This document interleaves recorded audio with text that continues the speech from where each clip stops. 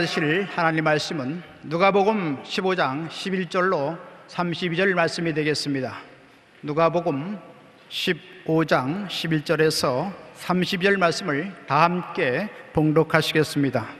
또 이르시되 어떤 사람에게 두 아들이 있는데 그 둘째가 아버지에게 말하되 아버지여 재산 중에서 내게 돌아올 분깃을 내게 주소서 하는지라.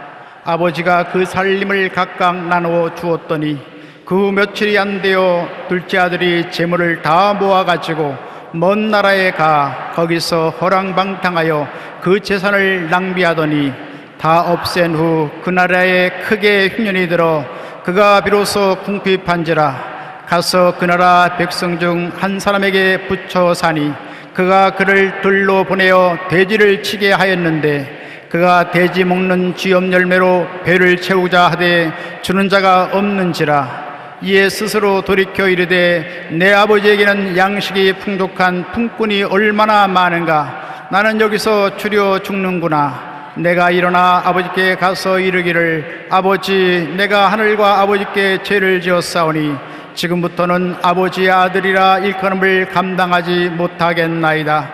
나를 품꾼의 하나로 보소서 하리라 하고 이에 일어나서 아버지께로 돌아가니라. 아직도 거리가 먼데 아버지가 그를 보고 측은히 여기어 달려가 목을 안고 입을 맞추니 아들이 이르되 아버지, 내가 하늘과 아버지께 죄를 지었사오니 지금부터는 아버지의 아들이라 일컬음을 감당하지 못하겠나이다 하나 아버지는 종들에게 이르되 제일 좋은 옷을 내어다가 입히고 손에 가락지를 끼우고 발에 신을 신기라. 그리고 살찐 송아지를 끌어다가 잡으라. 우리가 먹고 즐기자.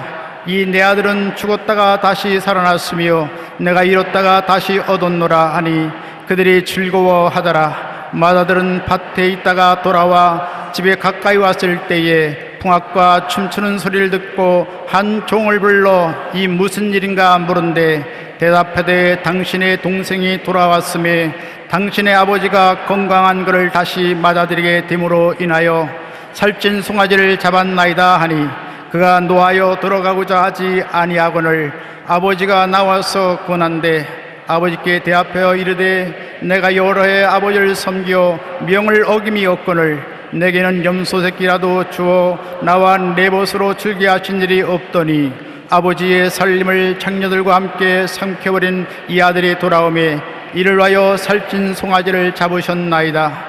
아버지가 이르되 예, 너는 항상 나와 함께 있으니 내 것이 다 내 것이로되 이 내 동생은 죽었다가 살아났으며 내가 잃었다가 얻었기로 우리가 즐거워하고 기뻐하는 것이 마땅하다 하니라. 아멘. 율법과 은혜라는 제목으로 말씀을 나누겠습니다. 우리는 우리 자신을 바라볼 때 대단한 관용과 은혜의 눈으로 바라봅니다. 그러나 이웃을 바라볼 때는 무서운 비평과 율법의 판단으로 정죄를 합니다. 50보 100보라는 말이 있습니다. 전쟁터에 나가서 싸우다가 적군에게 쫓겨서 도망을 쳤습니다. 발이 빠른 사람은 100보로 도망을 쳤고 발이 느린 사람은 50보 도망을 치는데 적이 침공하기를 중지하자 50보 도망친 사람이 100보 도망친 사람 손가락 보고 저 겁쟁이들 봐라. 100보나 도망을 쳤다고. 자기는 빨리 달리지 못해서 50보를 달렸지 빨리 달릴 수 있었으면 100보 이상으로 도망을 쳤을 것입니다. 정도의 차이는 있지만 50보 달아놓은 놈이나 100보 달아놓은 놈이나 같아요. 우리 인생도 마찬가지입니다. 정도의 차이는 있으나 하나님 앞에서 다 죄인입니다. 돌멩이를 물에 던져보십시오. 적은 돌멩이도 물에 깔아앉고 큰 돌멩이도 물에 깔아앉습니다. 무엇이 다릅니까? 적은 돌멩이는 퐁당 하면서 깔아앉고 큰 돌멩이는 붕덩 하면서 깔아앉는 소리만 달랐지 깔기는 똑같이 깔아앉는 것입니다. 신학자 어스틴은 말하기를 이 세상에 두 종류의 죄인이 있는데 한 종류는 자기가 죄인인 줄 모르고 사는 사람이고 다른 한 종류는 자기가 죄인인 줄 알고 사는 죄인입니다. 자기가 죄인인지 아닌지를 모르는 사람은 모르는 대로 죄를 지었고 아는 사람은 알고 죄를 지은 것입니다. 로마서 3장 23절에 보면 모든 사람이 죄를 범하였음에 하나님의 영광에 이르지 못한다. 큰 죄, 작은 죄, 나쁜 죄, 덜 나쁜 죄 사람 분별하지만 하나님 앞에는 모든 사람이 다 죄를 지었음에 하나님의 영광에 이르지 못하더니라고 말씀하시는 것입니다. 그러므로 우리는 하나님 앞에서 모든 사람이 다 죄인인 것을 깨달아 알아야 되는 것입니다. 오늘 이야기를 보면은 한 사람이 두 아들을 키웠는데 큰 농장을 경영하는 분인가 봅니다. 그런데 둘째 놈이 아버지에게 와서 아버지 기왕 나이를 많이 잡수시면 재산을 우리에게 나누어 줄 것이니까 미리 나누어 주십시오. 나의 분깃을 내게 주십시오. 아버지께 강요를 하는데 아버지가 견딜 수가 없습니다. 밤낮으로 부르짖고 간청하고 울고 불고 하기 때문에 어찌할 도리가 없었습니다. 왜냐하면 이 둘째가 세상을 바라보니까 세상의 마귀가 그 마음을 점령해서 끌어당겼습니다. 그러므로 집에 있지 않고 세상으로 나가기를 원하는 것입니다. 마귀가 바라봄의 법칙을 사용하게 한 것인데 여러분 무엇인지 바라보면 끌려갑니다.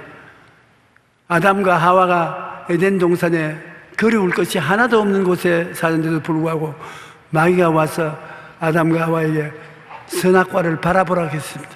저 선악과를 바라보라. 하나님이 선악과를 먹으면 반드시 죽는다고 했는데도 불구하고 바라보라고. 자꾸 바라보니까 선악과에 끌려가서 결국 선악과를 먹고 하나님을 반역하고 타락하고 마는 것입니다. 아브라함도 보면은 하나님께서 아브라함에게 자식을 주실 때 별들을 바라보고 내 자손이 저와 같이 많을 줄로 알으라고 말씀했습니다. 아브라함은 밤마다 나가서 하늘의 별들을 바라보았습니다. 그래서 내 자손들이 저 별들처럼 많을 것이라고 생각했는데 그대로 된 것입니다. 땅을 줄 때도 동서남북을 바라보라. 내 눈에 보이는 그 땅을 너와 내 자손에게 주리니 영원하리라고 하셨습니다. 롯이 왜 소돔과 고모라 땅으로 내려갔습니까? 요단 저 건너편에 있는 아름다운 인간이 만든 도시인 소돔과 고모라를 늘 바라보았습니다. 끌려갔습니다. 바라봄이 엄청난 인력을 가지고 사람을 끄는 것입니다. 요사이는 바라볼 때가 많습니다. 텔레비도 채널이 많고 바라볼 것이 많고 환경에도 바라볼 것이 많기 때문에 사람들의 마음이 굉장히 어지러워지는 것은 양사방의 세속이 사람의 마음을 끌어당깁니다. 그러므로 어찌할 바를 모르고 있는 것입니다. 누가복음 15장 11절로 12절에 보면 또 이르시되 어떤 사람에게 두 아들이 있는데 그 둘째가 아버지에게 말하되 아버지여 재산 중에서 내게 돌아올 분깃을 내게 주소서 하는지라 아버지가 그 살림을 각각 나누어 주었더니 안 나누어 줄 도리가 없어요. 재산은 자손들이 마땅히 자기들에게 올 것이라고 생각을 하기 때문인 것입니다. 아버지가 세상을 떼고 난 다음에 아버지의 시신 앞에 형제들이 모여서 애국하는 것 같이 있더니 아버지의 비서가 와서 아버지 재산을 다 남기고 가는 것이 아버지 금고 속에 있다고 그러니까 형제들이 다 뛰어들어가서 금고를 서로 차지하려고 싸우고 그 다음에 금고에서 돈을 끄집어내서 서로 나누고 난 다음에는 그 빈소에 가보니까 아버지 사진만 남아있지 자식은 한 놈도 없더라는 이야기를 읽어보고 뭘 그런 것이 있겠나 과장했지.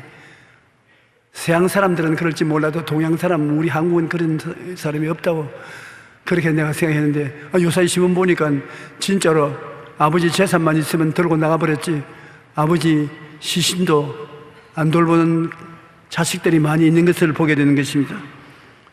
재산이란 분쟁의 원인이 될 때가 많습니다. 그런데 이 둘째 아들은 아버지의 재산을 모아가지고서 먼 나라로 갔었습니다.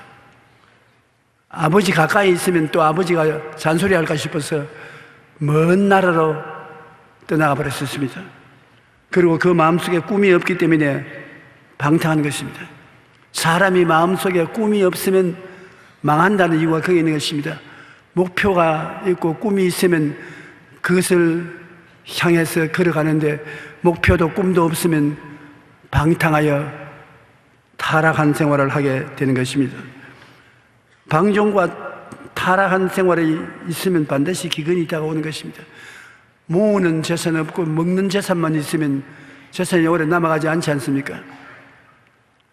저희 할아버지는 고아로 자라서 평생에 일을 열심히 하셔가지고서 우리가 태어났을 때는 1년에 1,000석을 했다고 말했습니다. 쌀 1,000가마니를 수입을 올릴 수 있었습니다. 그런데 우리 할아버지는 고아로 자랐기 때문에 엄청나게 전략을 했습니다. 우리 할머니에게 옷 한 벌도 안 해줄 적용으로 고생을 해서 할머니가 늘 눈물을 흘리면서 너 할아버지가 내가 시집 오고 난 다음 1년에 옷 한 벌도 안 해주는 살림을 살라고 그랬다고. 그런데 우리 할아버지가 굉장히 깍쟁이였어요. 할아버지에게 명절에 가서 아무리 절을 해도 한 푼도 안 줍니다.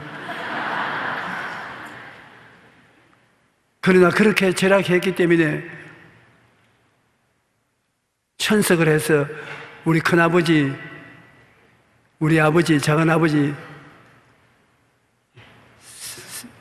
잘 살 수 있도록 뒤를 돌봐 주셨습니다. 그러나 우리 아버지, 큰아버지, 작은아버지가 할아버지 재산을 유지하지 못하고 다 잡숴버리고 말았었습니다. 그런데 반드시 재산이 있으면 다 그것을 먹어버리고 기근이 다가온 것입니다. 차라리 재산 나누어주지 않으면 전략할 줄 알지만 재산을 많이 상속받으면 전략을 할 줄 모르고 허랑방탕하게 사용하기 때문에 기근이 다가오는 것입니다. 누가복음 15장 13절로 14절에 그 후 며칠이 안 되어 둘째 아들이 재물을 다 모아가지고 먼 나라에 가서 거기서 허랑방탕하여 그 재산을 낭비하더니 다 없앤 후 그 나라에 크게 흉년이 들어 그가 비로소 궁핍한지라. 사람이 잘 살다가 궁핍하면 견디기가 힘이 듭니다.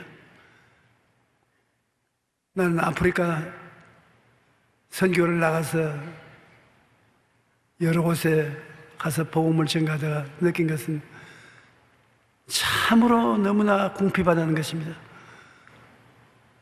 정말 아무것도 없어요. 빈손 들고 입에 풀칠하기가 힘든 것을 보고 괴로웠었습니다.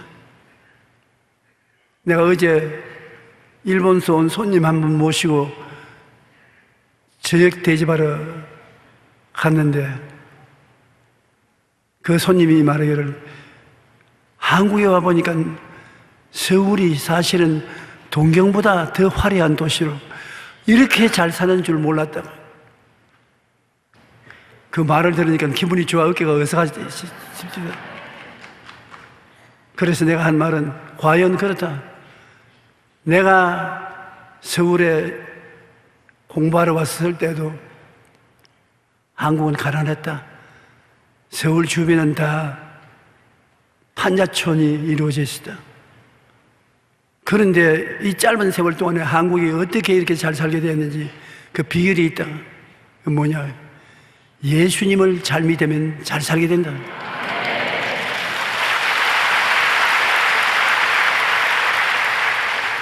지도를 펼쳐보아라. 세계 어느 나라든지 잘 사는 나라는 다 예수 믿는 나라다.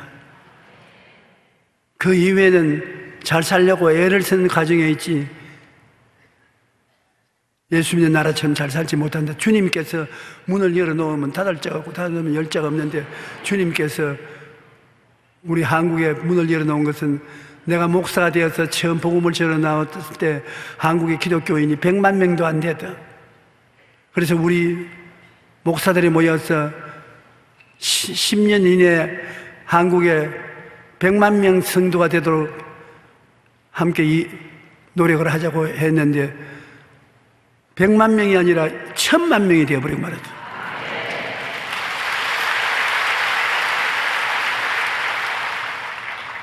그러므로 하나님께서 제가 나를 사랑한 적 내가 저를 건지리라. 제가 내 이름으로 한 적 내가 저를 높이리라. 제가 내게 간구하리니 내가 응답하리라. 환난 때 내가 저와 같이 하여 저를 건지고 영화롭게 하리라. 장수함으로 내가 저로 만족해 하며 나의 구원으로 보이리라 하셨다. 이 하나님이 같이 계시니 좋은 일이 일어날 수밖에 없는 것입니다. 우리가 앞으로도 대한민국이 잘 살려면 예수님을 잘 믿고 하나님을 잘 섬겨야 되는 것입니다. 내가 그 사람에게 예수 믿는 사람은 머리가 되고 꼴이 되지 않고 위에 있고 내려가지 않고 남에게 나누어 줄 때도 나누지 않는 꾸지 않는 삶을 살게 된다. 성경에 그렇게 주님이 약속했으니 반드시 그렇게 되는 것입니다. 그러나 예수님을 버리고 예수님을 믿지 않고 허랑방탕하고 살면은 반드시 궁핍한 시간이 다가오게 되는 것입니다. 이 청년은 아버지 재산을 가지고 돈이 있을 동안에는 친구들도 많았습니다. 여기저기 친구로 삼겠다고 하는 사람이 많고 여자들도 서방님 이리 오세요 저리 오세요 옷자락이 찢어질도록 끌어당깁니다. 자기가 영웅처럼 생각이 되어서 허랑방탕했는데 돈이라는 것이 오래 가나요? 허랑방탕하면 다 써버리고 마는 것인데 가난하게 되어 배가 고파 견딜 수가 없으니까 누가복음 15장 15절로 16절에 보면 가서 그 나라 백성 중 한 사람에게 붙여서 하니 그가 그를 들러 보내어 돼지를 치게 하였는데 그가 돼지 먹는 쥐염 열매로 배를 채우고자 하자 좋은 자가 없는지라. 직장을 구했는데 그 주인이 이 사람을 돼지 치는 데 보냈던 것입니다. 왜 돼지 치는 데를 말했냐면 유대 나라에서 가장 천한 직업은 돼지 치는 직업인 것입니다. 가장 천한 직업인 돼지 치는 직업을 얻어서 갔으나 배가 고파서 견딜 수 없어요. 돼지가 먹는 쥐염 열매가 있는데 쥐염 열매로 돼지 먹이를 줄 때 싹 들어서 주먹을 한숨 쥐고 먹으려고 하니까 돼지가 손을 물고 늘어지는 것입니다.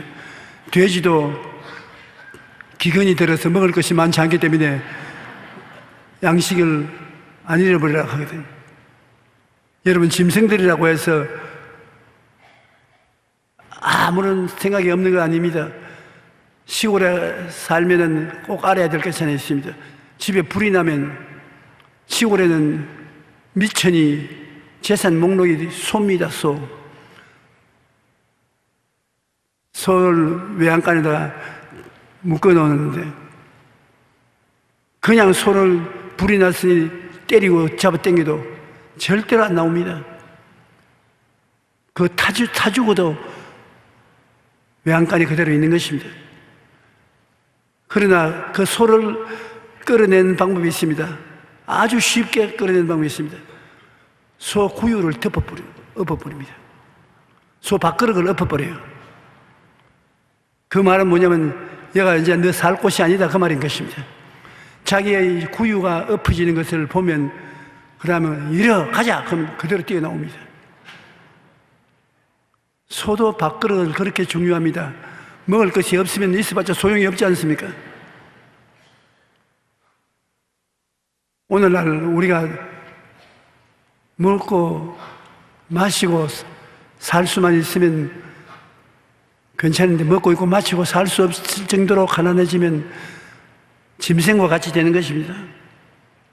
극단적인 궁핍과 멸시가 천대가 마음에 깨달음을 주는 것입니다. 마음에 깨닫지 못하고 세상에 꽉 들어차서 자기가 잘난 줄 알고 고집을 부리는 사람은 시험과 환난에 다가와서 입에 풀칠할 것도 없고 많이 고통스러우면 깨달음을 주는 것입니다.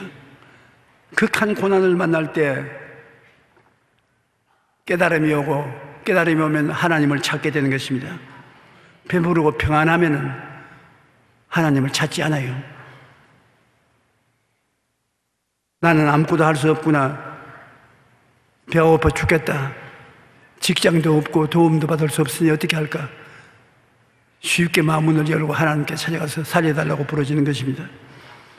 이 탕자는 그 마음속에 깨어졌습니다. 아버지를 멀리 떠나 먼 나라에 가 있었으나 배가 고프고 고통스러우니까 그 마음속에 변화가 다가왔습니다. 우리 아버지 집에는 품꾼들이 많은데 품꾼들도 아버지가 음식을 충분히 주고 잘 먹고 잘 입고 잘 살면서 농장에서 일을 하는데 나는 여기서 그 부자 아버지의 아들로 지시면서 굶어 죽는다. 이럴 것이 아니라 회개하고 아버지께로 돌아가자. 여러분, 예수님께서 이 이야기를 한 이유는 우리에게 깨닫게 하기 위해서 그런 것입니다. 우리 하늘 아버지는 없는 것이 없습니다. 전지전능무속 부지하시고 야훼는 풍성하게 모든 것을 가지고 계십니다. 우리가 깨어져서 아버지께로 돌아오면 아버지는 여러분에게 처음부터 에덴 낙원을 주신 하나님이신데 모자람이 없이 주시기를 원하시는 것입니다. 예수 믿고 축복을 받지 않을 수가 없는 것은 아버지가 그 많은 물질을 가지고 계시면서 우리를 사랑하기 때문인 것입니다. 이 젊은이가 아버지를 등지고 나갔지만 우리 아버지 집에는 품꾼들도 배불리 먹고 사는데 나는 여기서 굶어 죽는구나 하고 탄식하게 된 것입니다.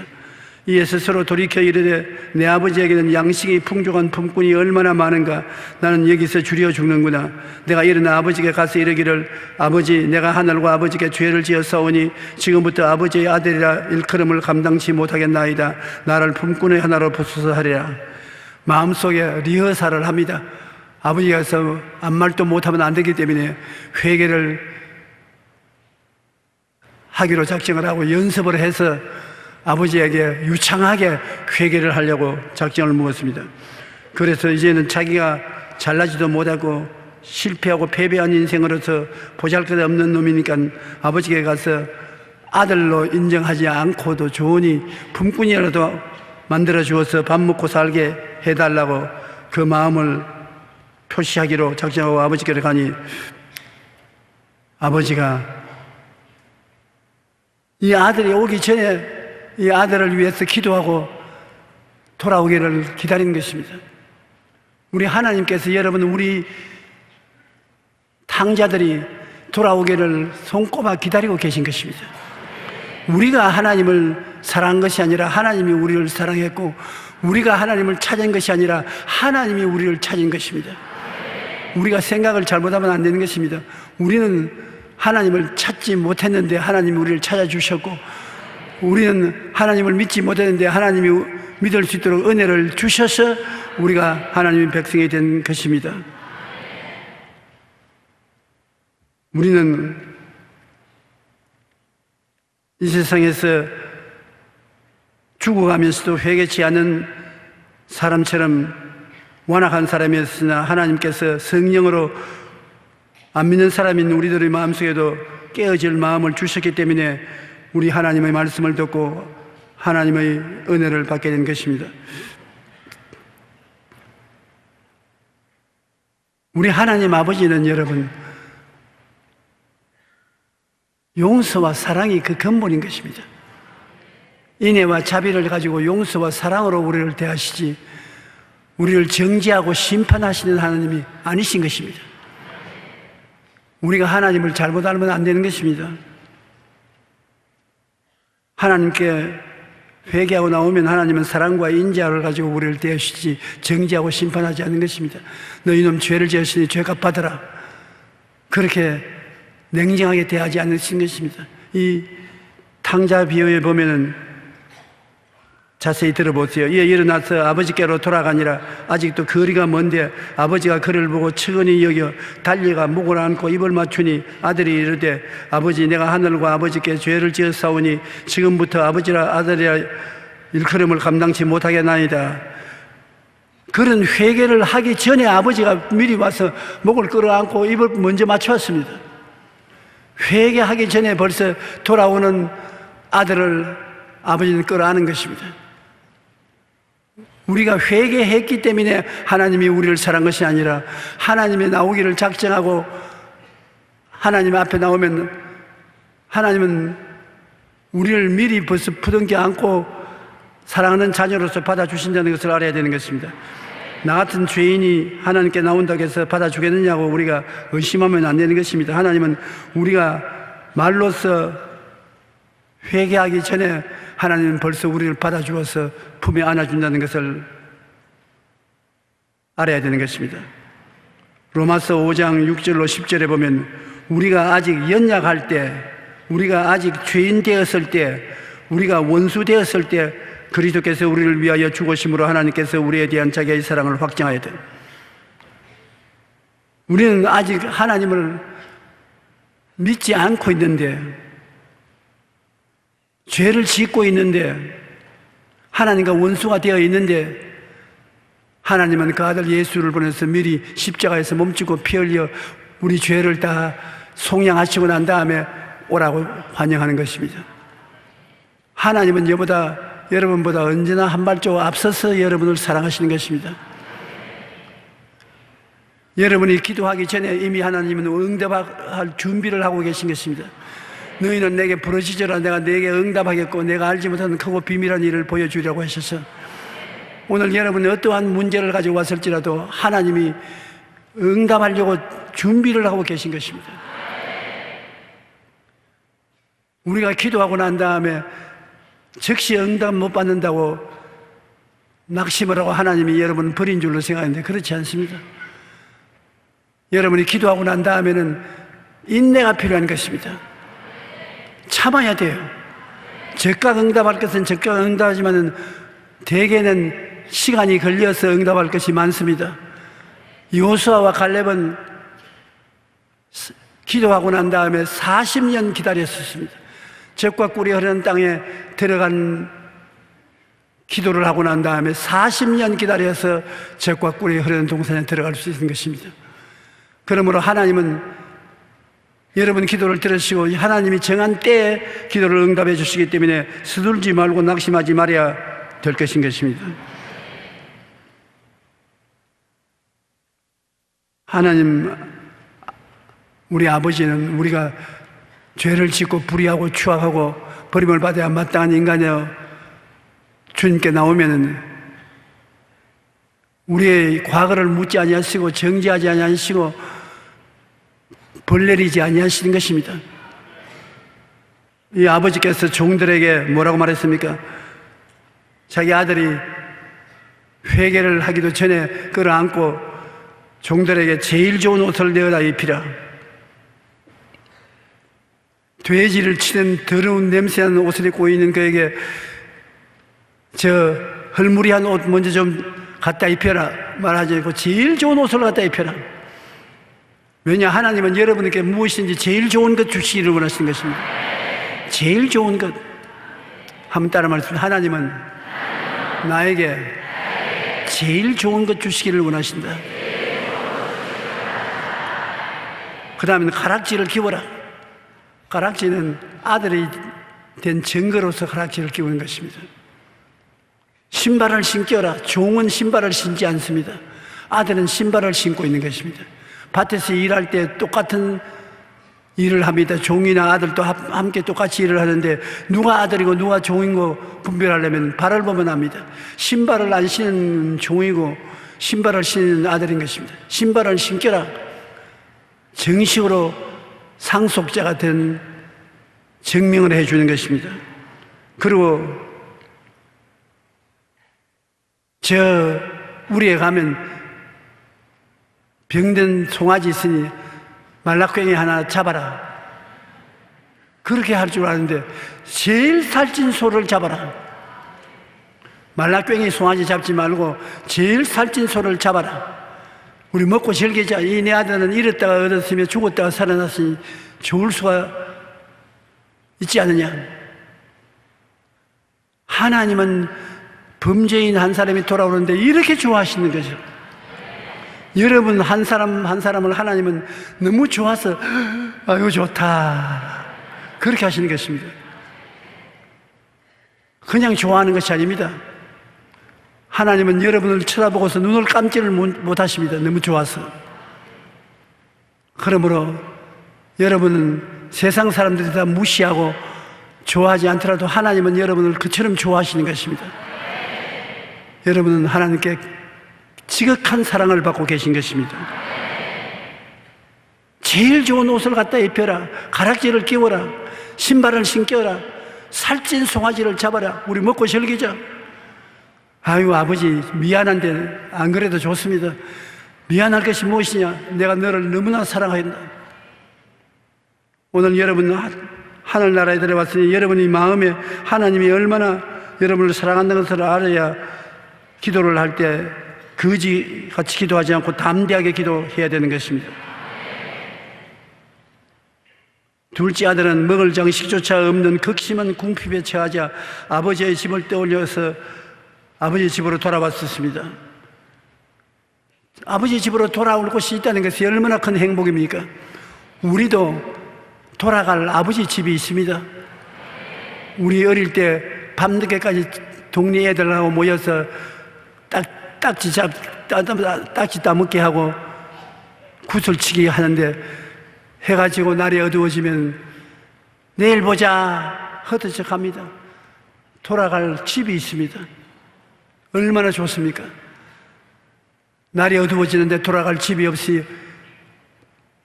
들판에 홀로 남게 되면 어떻게 되겠습니까? 오늘 우리 인생을 살면서 삶의 폭풍우가 불어옵니다. 피할 곳이 있다는 것이 얼마나 좋습니까? 폭우가 내려 쏟아집니다. 피할 곳이 없는 자가 얼마나 비참한 것입니까?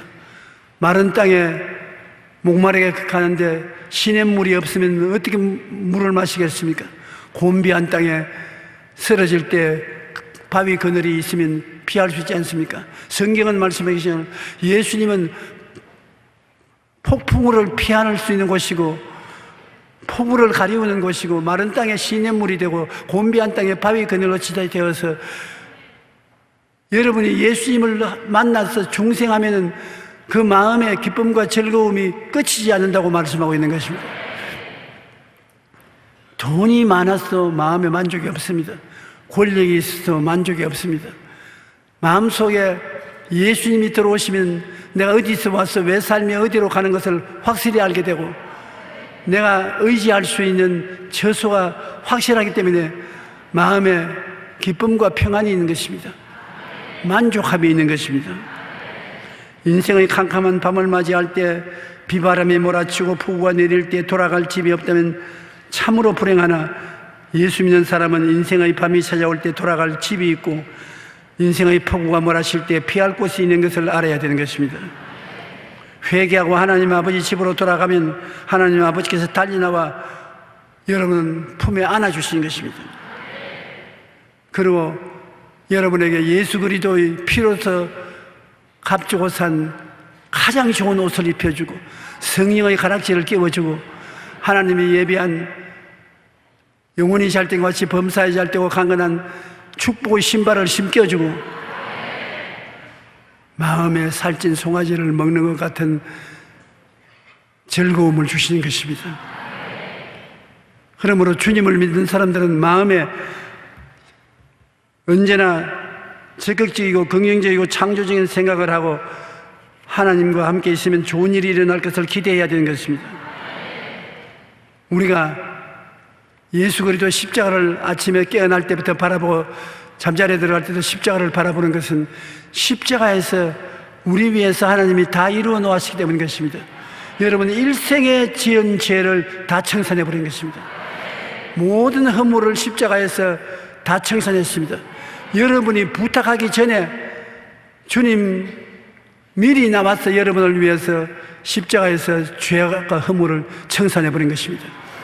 그리고 그 십자가에 주님께서 우리의 모든 질병과 고통을 다 청산하시고 그 십자가에서 모든 저주와 가난을 청산하고 아브라함의 복과 형통을 주시고 그 십자가에서 사망과 음부를 철폐하시고 부활 영생 천국을 다 허락해 주신 것입니다. 그러므로 여러분께서 십자가를 바라보고 마음속에 감동을 느끼고 그것을 입으로 시인해야 되는 것입니다. 하나님의 은혜는 입으로 말을 해야 이루어지는 것입니다. 하나님이 천지와 만물을 지으실 때 말씀을 하셨습니다. 빛이 있으라, 궁창이 생겨나라. 말이 있을 때 성령이 그것으로 기적을 베푸는 것입니다. 그러므로 여러분 꼭 말씀을 해야 되는 것입니다. 속으로 생각하지 말고 입으로 말을 해야 되는 것입니다. 십자가를 바라보고 주님이 내 죄를 허물을 다 청산하셨다. 주님께서 나의 병을 다 고치셨다.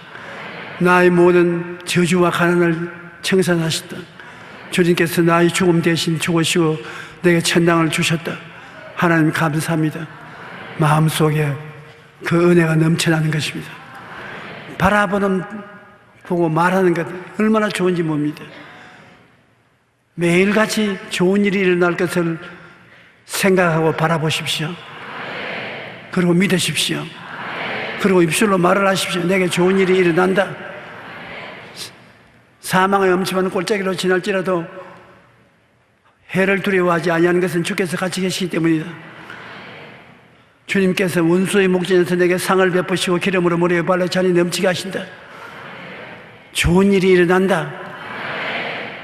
우리 예수 믿는 사람은 그 사람만 살아있는 것이 아니라 속 사람이 살아있기 때문에 속 사람을 통해서 좋은 일이 일어난 것을 바라보고 말하고 믿고 감사드리고 하면 그러한 분위기가 이루어지고 그 분위기 속에서 끊임없이 좋은 역사가 일어나게 되는 것입니다. 우리 하나님은 여러분과 나를 심판하기 위해서 계시지 않습니다. 예수 그리스도를 믿어 죄 사함을 받고 구원받기를 원하시는 것입니다. 그러므로 항상 성령을 통해서 여러분에게 긍정적이고 적극적이고 창조적인 생각을 하도록 도와주시고 계신 것입니다. 오늘은 무슨 생각을 합니까? 좋은 일이 일어날 것을 생각하십니까? 좋은 일이 일어난 것을 마음에 그려봅니까? 믿습니까? 한번 말씀하십시오. 나는 좋은 일이 일어날 것을 기대합니다. 내 믿은 대로 될지어다. 이런 주님을 모시고 사니까 우리가 얼마나 좋습니까? 우리 아버지 하나님의 종교적인 소원이 사랑하는 자여 내 영혼이 잘됨같이 내가 범사에 잘되며 강건하기를 내가 간구한다. 이 말씀을 받아들여서 믿고 시인하면 하나님이 그것을 이루게 되는 것입니다. 그런데 오늘 이 이야기에서 보면 마다들이 밭에서 일을 하다가 집에 돌아오니까 집에서 불을 환하게 켜놓고 장구 치고 북 두드리고 노래소리가 들려서 종을 불러서 무슨 일이 일어나니까 당신의 동생이 몸승하게 집으로 돌아온 것을 아버지가 기뻐해서 살찐 송아지를 잡았다. 뭐 어찌고 어째야? 그 개무 같은 놈이 들어왔는데 아버지가 그를 받아들였단 말이야. 나는 그런 집에 안 들어가. 그냥 종이 놀래가지고서 아버지에게 가서 마라들이 들어와서 저렇게 화를 내고 밖에 있다고. 그 아버지가 나가니까 아버지 도대체 아버지 재산을 가지고 기생들하고 다 해먹어버리고 거지가 돼서 이제 살기 위해서 돌아오는 놈을 환영을 하고 살찐 총알을 잡아요. 아버지가 본 정신입니까? 다른 정신입니까? 나는 아버지를 섬겨서 방탕도 아니하고 열심히 일을 하고 농사를 지어왔는데 아버지가 나와 친구를 위해서 염소 새끼 한 마리도 안 잡아주더니 창녀들하고 재산을 다 날린 이놈이 들어오는데 왜 살찐 송아지를 잡았습니까? 아버지가, 얘야, 너에게도 내가 재산 상속을 해 주었지 않느냐? 내가 있는 것도 내가 세상 뜰 때는 너에게 다 주고 떠날 것이 아니냐? 너는 나를 잘 따르고 순종하고 착한 삶을 살았기 때문에 내 남은데 내가 가진 것 내가 너에게 다 주고 갈 테이다. 그러나 너희 동생은 완전히 거지가 되어서 그래도 회개하고 돌아오는 것이 이쁘지 않냐? 내가 죽은 자를 얻었고 이런 자를 찾으시니 기뻐하는 것이 마땅하지 않냐? 화내지 마라. 난 못해요. 저런 나쁜 놈의 죄인을 어떻게 받아들입니까? 저는 쫓겨나야 마땅한 것입니다. 아버지는 그러지 마라. 용서해주고 사랑해줘야지. 죄 없는 사람이 어디 있느냐? 나는 안 들어갑니다. 아버지 혼자 들어가십시오. 율법주의자들은 이웃을 바라볼 때 정지하고 심판하지 절대로 용서와 사랑을 갖지 않습니다. 율법 앞에 의롭다고 입을 육체가 없는데 하나님이 우리를 보면 정지하고 심판하려면 살아남을 자가 없습니다. 아버지께서는 이 탕자가 돌아오며 주님께서 정지하지 아니하시고 심판하지 아니하시고 용서와 사랑을 베풀어서 영접하고 사랑을 해주니 율법주의자인 그 형은 견딜 수가 없어서 그 집에 들어오지 않겠다고 하는 것입니다. 여러분, 나중에 천당에 누가 갑니까? 천당에는 죄인들이 들어가는 것이고 자기를 의롭다 하는 사람은 들어오라 해도 안 들어오고 자기 스스로가 천당에서 멀리 떨어져 나가는 것입니다. 여기 아버지가 한 말을 들어보십시오. 아버지가 이르되 예, 너는 항상 나와 함께 있으니 내 것이 다 내 것이다. 그러나 이내 동생은 죽었다가 살아났으며 내가 잃었다가 얻었기로 우리가 즐거워하고 기뻐하는 것이 마땅하니라. 주님께서 이 말씀을 하시고 그 다음에 뭐라고 말씀하시면 누가복음 6장 37절에 비판하지 말라. 그리하면 너희가 비판을 받지 아니할 것이요. 정죄하지 말라. 그리하면 너희가 정죄를 받지 아니할 것이요. 용서하라. 그리하면 너희가 용서를 받을 것이라. 어찌하여 형제의 눈 속에 있는 티는 보고 내 눈 속에 있는 들보는 깨닫지 못하느냐.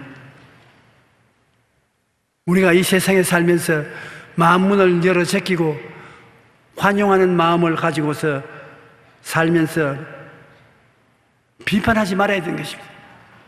내가 남의 잘못을 비판하면 반드시 그 사람도 나를 비판하는 것입니다. 내가 정죄하면 그 사람도 돌이켜 나를 정죄하고, 내가 이웃을 빨아벗기면 이웃이 나를 빨아벗기는 것입니다. 주님께서 우리에게 원하는 것은 우리가 이웃을 정죄하고 심판하지 말고 내 눈 속에 있는 티를, 대들보를 뽑고 이웃 형제가 눈에 있는 티를 뽑으려고 애쓰지 말라는 것입니다. 한번 따라 말씀하시죠. 나는 정죄하지 아니하고 사랑할 것입니다. 잘 생각하셨습니다. 그렇게 하십시오. 우리는 사랑과 은혜로 이웃을 대하는 생활을, 삶을 살아야 되는 것입니다. 하나님은 여러분을 대할 때 어떻게 하는지 단단히 들어보세요. 시편 103편 8절로 13절인데 야훼는 긍휼이 많으시고 은혜로우시며 노하기를 더디하시고 인자하심이 풍부하시도다. 자주 경책하지 아니하시며 노를 영원히 품지 아니하시리로다. 우리의 죄를 따라 우리를 처벌하지는 아니하시며 우리의 죄악을 따라 우리에게 그대로 갚지는 아니하셨으니 이는 하늘이 땅에서 높음 같이 그를 경외하는 자에게 그 인자하심이 크심이로다. 동이 쇠에서 먼 것 같이 우리의 죄가를 우리에게 멀리 옮기셨으니 아버지가 자식을 긍휼히 여김같이 야훼께서는 자기를 경외하는 자를 긍휼히 여기신다. 이런 하나님이신 것입니다. 이 하나님이 여러분 자비와 사랑을 베푸시지 여러분을 정죄하고 심판하지는 결코 아니하시는 것입니다. 예수님은 여러분을 바라보실 때 어떻게 보십니까? 우리 마태복음 20장 28절 다 같이 한번 읽어보십시다. 인자가 온 것은 섬김을 받으려 함이 아니라 도리어 섬기려 하고 자기 목숨을 많은 사람의 대속물로 주려 함이라. 여러분을 섬기러 와 계신 것입니다. 여러분을 위해서 목숨을 대속 제물로 주신 예수님이 아니십니까? 요한복음 1장 17절 다 같이 읽으십시다. 율법은 모세로 말미암아 주어진 것이요 은혜와 진리는 예수 그리스도로 말미암아 온 것이라. 예수님은 율법을 주신 것이 아니라 은혜와 사랑을 베푸시는 것입니다. 에베소 2장 8절로 9절 같이 읽어요. 너희는 그 은혜에 의하여 믿음으로 말미암아 구원을 받았으니 이것은 너희에게 난 것이 아니요 하나님의 선물이라. 행위에서 난 것이 아니니 이는 누구든지 자랑하지 못하게 하립니다. 은혜는 여러분에게 구원을 주시는 것입니다. 아무 대가 없이 주님을 믿기만 하면 구원을 받게 되는 것입니다. 여러분, 예수를 믿고 천당 가는 것은 아무 대가를 지불하지 않아도 예수님의 공로로 천당을 가는 것입니다. 누구든지 저를 믿으면 구원을 얻습니다. 그다음 믿고 난 다음에 거룩한 삶을 사는 것은 그 삶을 살아야 하늘에 가서 상급이 생기는 것입니다. 믿고 난 다음에 거룩하게 살려고 노력하지 아니하면 사탄이 와서 믿음을 빼앗아 버리고 마는 것입니다. 믿음으로 무조건 하고 천당은 가되 여러분께서 거룩하게 살려고 노력하고 애쓰는 삶은 끝까지 계속해야만 되는 것입니다. 그러면 여러분이 언제 죽더라도 예수님의 공로로 천당은 가놓은 것이니까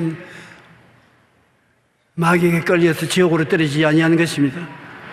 우리는 주님의 은혜로 구원받는다는 것을 잊지 말아야 되는 것입니다. 영국의 기독교 작가인 C.S. 루이스는 세상의 수많은 종교들 중 기독교만 우월하다고 주장하는 이유가 어디냐고 물으니까 1초도 망설임 없이 그것은 은혜 때문이라고 말한 것입니다. 하나님의 한없는 사랑, 그 은혜가 우리에게 구원을 가져주는 것입니다. 여러분은 죄를 짓고 불의하고 추악하고 버림을 받아야 마땅함에도 불구하고 죄 지은 그대로, 못난 그대로, 빈손은 그대로 주 이름을 부르는 자는 구원을 얻는 것입니다. 그러므로 구원을 받고 난 다음에 여러분이 주님을 섬기려고 노력하고 애쓰면서 살면 살수록 하나님이 여러분에게 상급을 더 허락해 주실 것입니다. 주님께서 오늘 왜 이 이야기를 했냐면 예수님은 죄인들하고 식사를 하고 계셨습니다. 바리새교인, 사두교인, 교법사들이 예수님의 제자들에게 와서 당신 선생이 하나님의 아들이라면서 저 죄인들하고 같이 식사를 하니 어찌된 일이냐? 당신 그러한 분이 당신 선생이라고 하시냐? 선생님은 죄인들과 멀리하고 거룩하고 영광스러운 삶을 살아야지 저 꼬락서니가 뭐냐? 그 말을 들은 예수님이 이 탕자의 비유를 말씀한 것입니다. 주님께서는 내가 이 세상에 온 것은 의인을 찾아 구원하려는 것이 아니라 죄인을 불러 회개시키고 구원하러 왔다고 말하는 것입니다. 그러므로 내가 있을 곳은 의인 가운데 있을 것이 아니라 죄인들 가운데 있는 것이 마땅한 것이라고 말했던 것입니다. 여러분, 요사이 에볼라 바이러스가 아프리카에 와서 많은 사람이 죽었지 않습니까? 에볼라 바이러스는 약이 없어요. 그런데 미국인 선교사 의사가 에볼라 바이러스에 걸려서 죽어갈 때 미국으로 이송해 올 때 미국 신문들은 에볼라 바이러스에 걸린 사람 미국에 데려오지 말라고 떠들어 제끼고 야단법석을 했습니다만 미국 사람이니까 못 오라 할 수는 없어. 들어갈 때 병원에 의사가 자진해서 이 사람을 돌봐주었습니다. 그래서 나았어요. 그래서 사람들이 와서 물었습니다. 당신 이 무서운 에볼라 바이러스에 걸린 환자를 당신도 처자가 있는 사람인데 병을 고치려고 한 용기가 어디서 생겼냐? 나는 그 사람 말을 듣고 감동한 것은 나는 의사입니다. 의사는 병을 고치는 것이 의사지 병을 보고 도망치는 것은 의사가 아닙니다. 나는 이 사람이 에볼라 바이러스에 걸려온 것이 어마어마한 무서운 병인 줄 압니다만 의사는 병을 고치는 것이 의사이기 때문에 나는 지금이라도 또 이 병에 걸린 사람이 오면 그 사람 고치기 위해서 치료를 할 것입니다. 의사가 환자 보고 도망치면 의사가 아니지요. 예수님께서 하신 말씀이 바로 그 말이겠습니다. 나는 구원하는 사람이다. 구원은 사람이 물에 빠진 사람 곁에 있어야 구원을 하지, 물에 빠진 사람 보고 도망치면 구원을 할 수 없는 것은, 나는 구원자이기 때문에 죄인 가운데 내가 있어야 되므로 언제나 죄인을 구원하기 위해서 같이 지난다고 말하는 것입니다. 여러분, 오늘 죄인이면 예수님이 더 가까이 여러분 가운데 계신 것입니다. 왜냐하면 주님은 죄인을 구원하러 왔기 때문에 죄인이 없으면 예수님이 역사할 필요가 없는 것입니다. 건강한 자에게는 의사가 쓸데없고 병든 자에게야 쓸데있느니라. 나는 의인을 부르러 온 것이 아니라 죄인을 부르러 왔노라. 그러므로 여러분 중에 한 사람도 주님은 버리는 사람 없습니다. 죄가 적은 사람이나 큰 사람이나 차별 없이 오늘 이 시간에 당신의 보혈로 씻으시고 구원을 해주시는 것입니다. 우리가 이중잣대를 가지고 세상을 살아가지 마십시다. 한편으로는 비평과 정죄를 하고 자기에게는 용서와 사랑을 갖고 사는 이런 위선자가 되지 말고 갈보리 십자가를 짊어지고 오신 예수님을 구주로 모셔드리고 용서를 받고 사랑을 받고 주님을 섬기며 사는 우리들이 되도록 믿음을 가지게 되시기를 주의 이름으로 축원합니다.